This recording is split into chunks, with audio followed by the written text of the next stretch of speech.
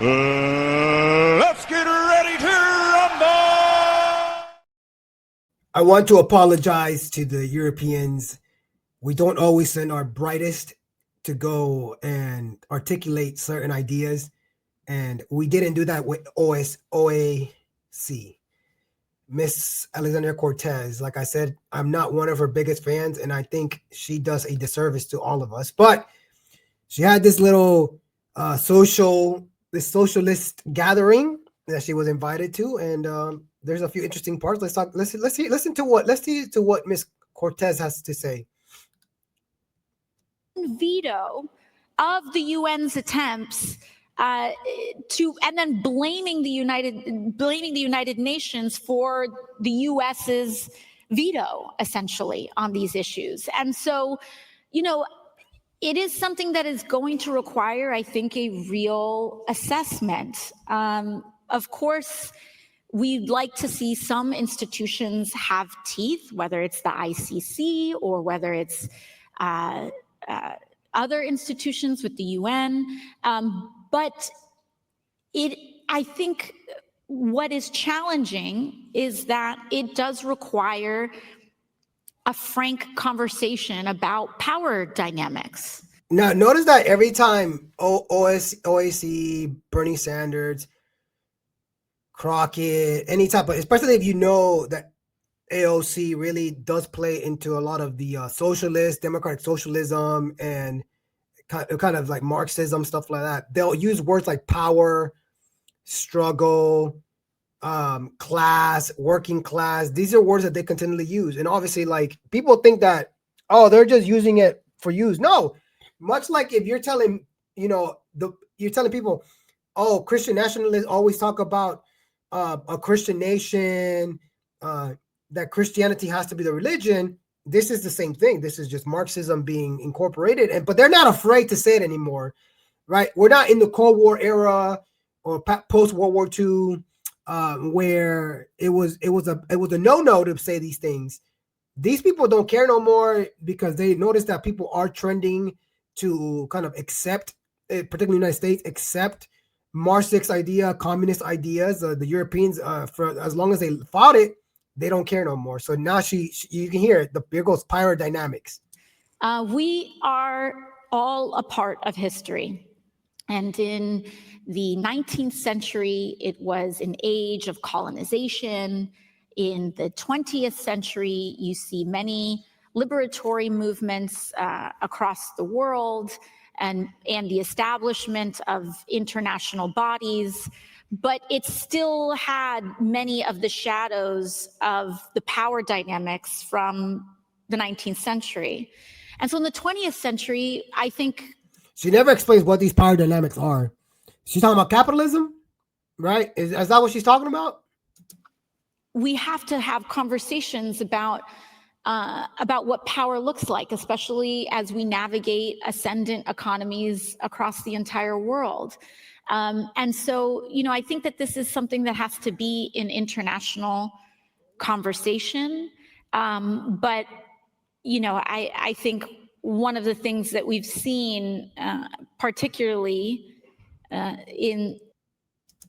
Notice that they never...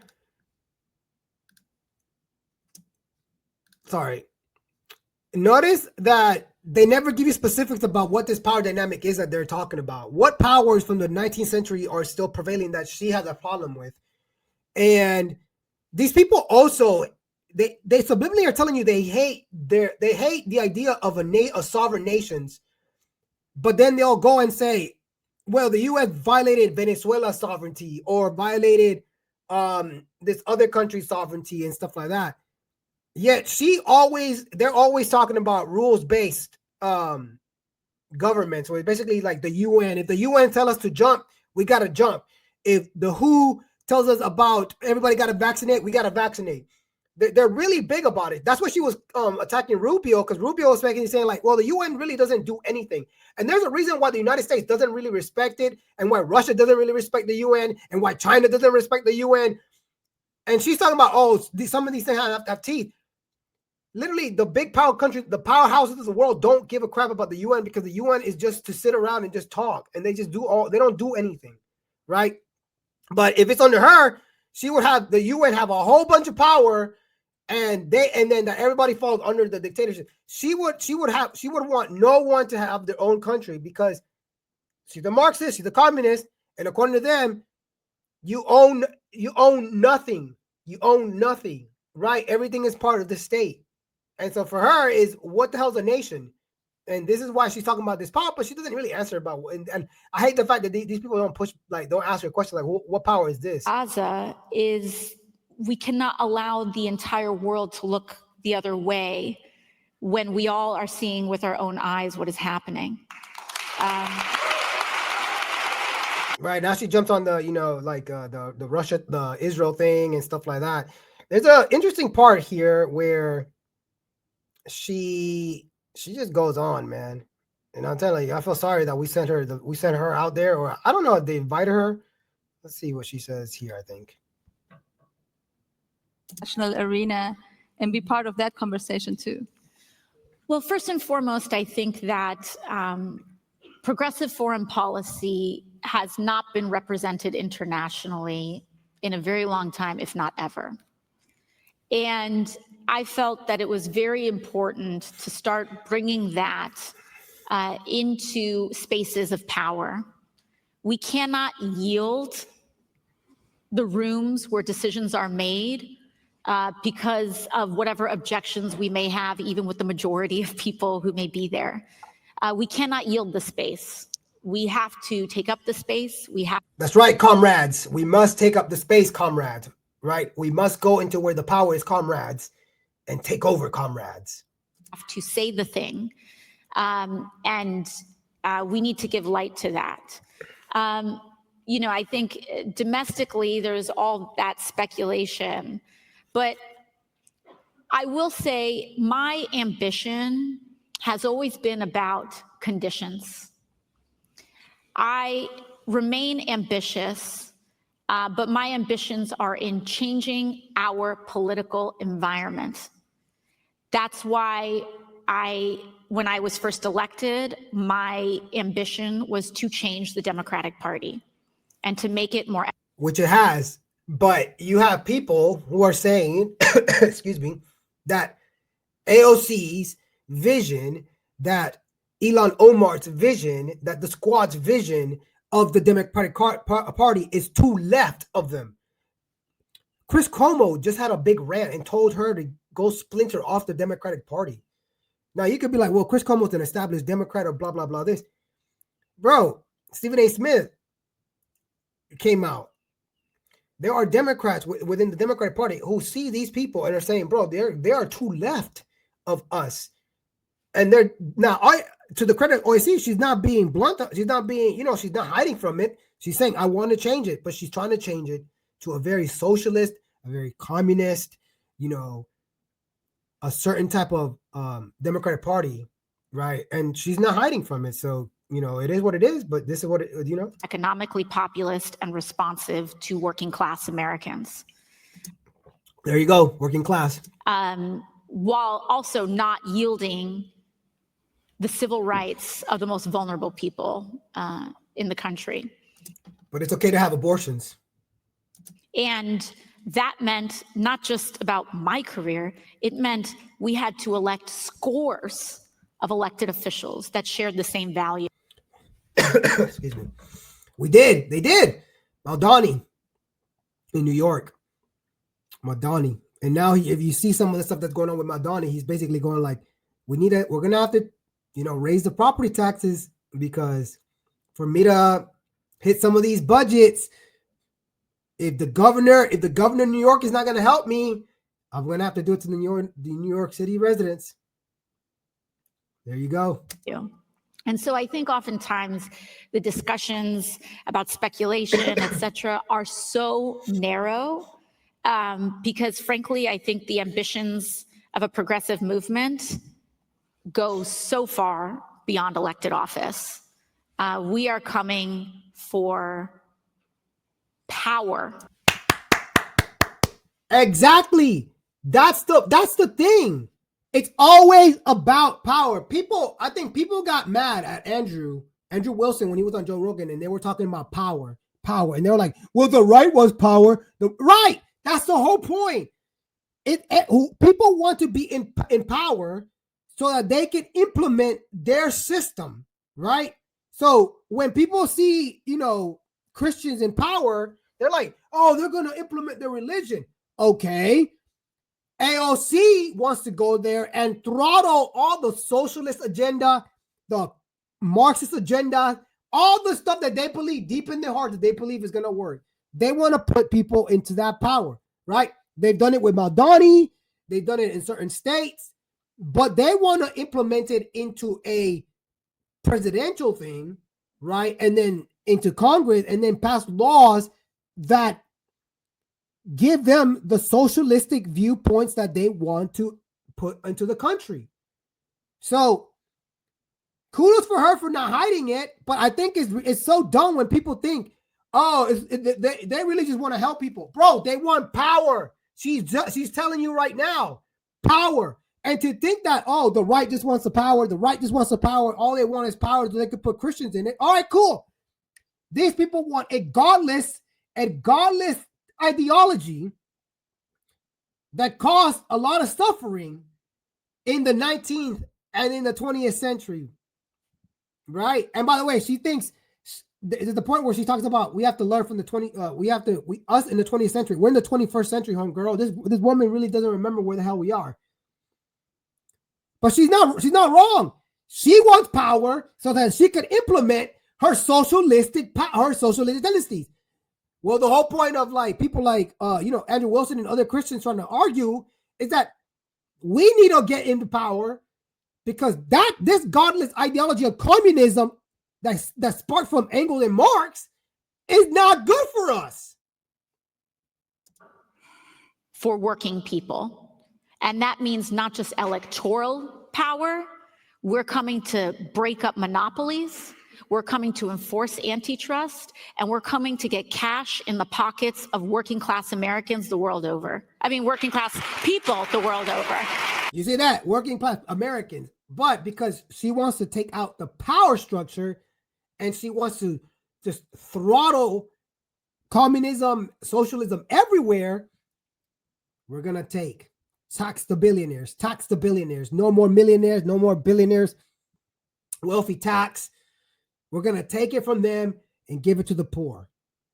These people act like we don't read history. I don't think AOC reads history because she's made a couple of dumb, I don't say I saw the clips, but I don't think this woman reads at all anything about history or just reads little snippets or maybe ChatGPT's synopsis, Spark notes them, but I don't think this woman reads histories about what her actual policies actually did to other countries.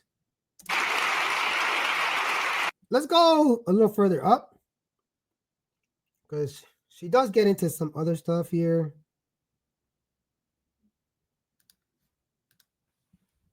Strong U.S.-European alliance, period. We want that.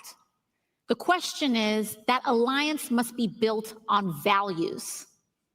And the alliance and that relationship could either be built on this ahistorical, nostalgic, make whatever that is great again idea. And that's the Marco Rubio thesis of what the values of the U.S.-European alliance are built on. Or our alliance can be built on values of democracy and respect for international law. But you notice how she just brushes away, and this is one of the big issues I have with AOC and this whole entire thing. She dismisses it. That ahistorical, symmetrical. It just shows you that she doesn't do her homework. She hasn't looked into it. What is this value set of Western civilization? She probably has never read the Greek civilization. She never read the Enlightenment. She hasn't picked up history books so that she can know what this value set is. She gets mad at Marco Rubio, right? And she says, well, we could be nostalgic and rely on that and make that whatever great for the United States. Oh, we could make it on democracy. If you're gonna still base it on democracy, you idiot, you're still basing it on a concept that originates in Western Europe, in the Western world. Democracy is a concept of the Western civilization. So you're still dealing with nostalgia in it, right? But she also talks about, she actually previously in the beginning part of the interview, she says materialism is a big reason. She wants, we have to base values that are materialistic. This is communist, right? As long as we can give people what they need, as long as we give people, we take from people over here to give to some people over there, we can work it. An international law, right? And I would like to understand, when it comes to international law, what do you mean by that? Because not every country is the same way. And here's the issue. This is apparently the issue she had with Marco Rubio's speech. I'm taking it from what he said, right? This is part of his speech. For the United States and Europe, we belong together. America was founded 250 years ago, but the roots began here on this continent long before. The man who settled and built the nation of my birth arrived on the shores carrying the memories and the traditions and the Christian faith of their ancestors as a sacred inheritance and unbreakable link of the old world and the new world. And here's where she gets really pissed off. We are part of one civilization, Western civilization. We are bound to one another by the deepest bonds that the nation could share, forged by centuries of shared history, Christian faith, culture, heritage, language, ancestry, and the sacrifices our forefathers made together for the common civilizations to which we have fallen heir. So AOC says all that, that's old, that's nostalgia. But that's the reason why Europe and the United States have a bond. That is the heritage that we have. Those are the values that she wants to eradicate and replace them with materialism, power dynamics, working class. So what she wants to do is replace Western civilization with what? Eastern European civilization? Chinese civilization? AOC needs to go pick up a freaking history book and just sit there and read the whole entire history of civilization. Shit, go start from Athens, Sparta, all this shit, and make your way up, bro. Alexander the Great. Just read fucking basic history, bro. To mock and say the Christian religion is a bunch of bullshit, then go walk around Munich, walk around Germany for once in your life and see the huge cathedrals that were once the pride of Germany. Go to England and see the mega churches of the Anglicans, right? Go see the Italians. Go see the big church, the cathedrals in France, the Catholics, the Huguenots, and tell me that is not a beautiful value set that once was cherished in Europe. Democracy, you idiot, you stupid idiot, was founded in Western civilization. It is something that we value. And it's so dumb how you can say all that other crap. No, but democracy, yes. You are an idiot. Western civilization gave birth to a lot of different things. Human rights, the Industrial Revolution. But you would brush it away because the comrade needs to just change the entire complexity so that we can put you in power and then you get to decide who really is the power. I'm sorry that she went there, but it's kind of funny too. And it's amazing that these people were clapping. They was clapping for her. But guys, let me know what you think about AOC. I am not her biggest fan. To me, she's a disgrace to Hispanic people and a disgrace to history. And she needs to just go pick up a history book. But let me know what you think about AOC's little Munich conference. And please like and subscribe, guys, and I'll catch you on the next one.